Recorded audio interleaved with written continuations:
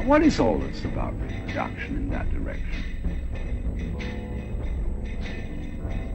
Hundreds of years ago, kings of Europe who wanted to form feudal alliances by marrying the princesses of far-off states would have painters send portraits of the lady in question to see if His Majesty approved of her before he got her.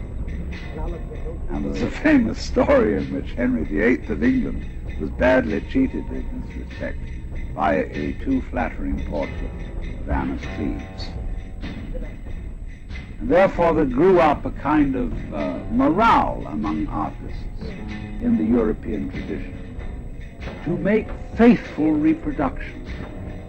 And they perfected their technique, beginning with the marvelous work of the Renaissance painters and the Flemish painters, going on finally to what was called art officielle in the 19th century. We got what we now call photographic realism.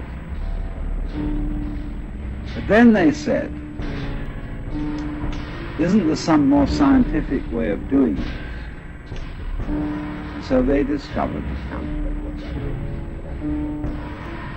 And first of all, there were, remember those brownish daguerreotypes? People said, well, that is pretty. It really looks like Grandpa, doesn't it? Then they said, but some things, there are several things missing. It isn't colored. So first of all, they tinted. And then they said, well, it's real lifelike. But then they went on to say, but there are some people whose whole style of life, whose personality is in the way they move. And if you just take a static shot like that, personality isn't there. It's the way they go. So he said, we've got to have some way of making people move. So they invented the movies. And I remember when the first movies came out, they were all going, everybody was getting, jerky work. And they smoothed it out and they said, oh, that's real lifelike. But they said then, but here's another thing about reproducing people, which is that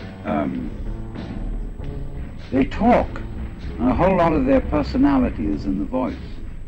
So can't we have them talking at the same time that they move? So they invented the talkies. And then to get it more lifelike still, they colored them. They said, wow, now we're really getting somewhere. Then, to make it even more real, they put it in 3D. And you had to wear sort of spectacles over your face to see it that way. But then they went on to say, why is it that every time we want to see one of these things, we have to go down the center of town? Can't we have it all at home? And so television came on. And in television, they first of all started out with black and white, and it was kind of like Robert Benchley once described the cuts in French newspapers as all looking as if they had been made on bread. Well, that was television to a certain period. And then they improved it, and then they colored it, and that's where we are now. Not quite. Because somebody has come out with the thing that we shall all be seeing, which is the hologram. A television image produced by laser beam, where you see a three-dimensional figure out in the air in front of you.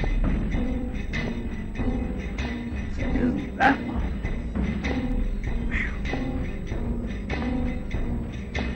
And then, but of course, when you go up to it, and you put your hand on it, your hand goes right through it. You can't touch it. And you see, that was always the trouble with television. Because you look at whatever you're seeing behind a screen. It's intangible, it doesn't smell, and it won't relate to you.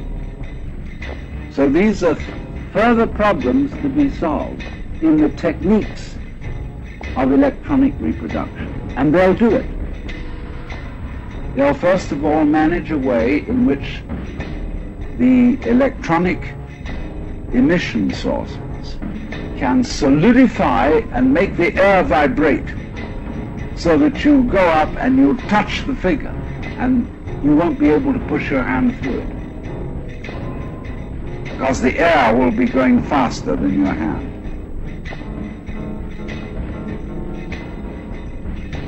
Imagine that. You can actually, if there's a beautiful dancer on the television, you'll be able to go up and embrace her. And she won't know you're there.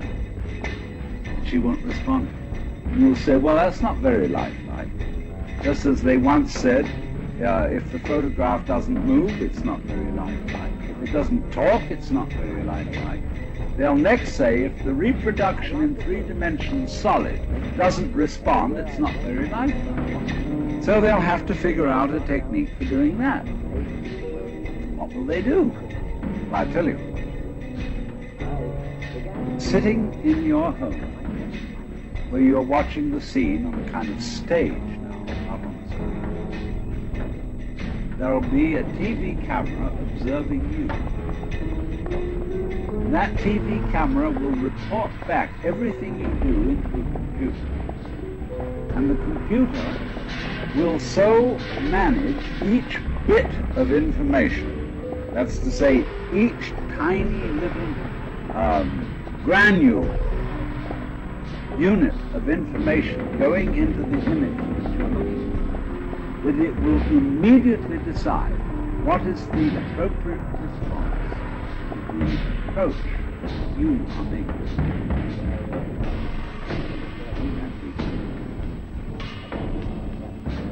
No, she may slap you in the face, and she may kiss you. You never know. But then, to say, now, this is still not really the kind of reproduction. What we wanted when we looked at the scene is to be able to identify with one of the characters. We wanted to not just watch the drama that's being performed on the stage, but actually get into it. And so we want to be wired in with the electrodes on the brain, so that we will actually feel the emotions of the people acting. And so eventually we will get absolutely perfect reproduction. And we will be able to see that image so vividly that we shall become it.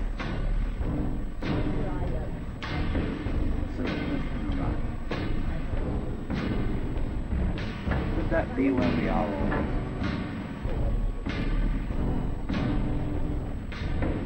Are we a reproduction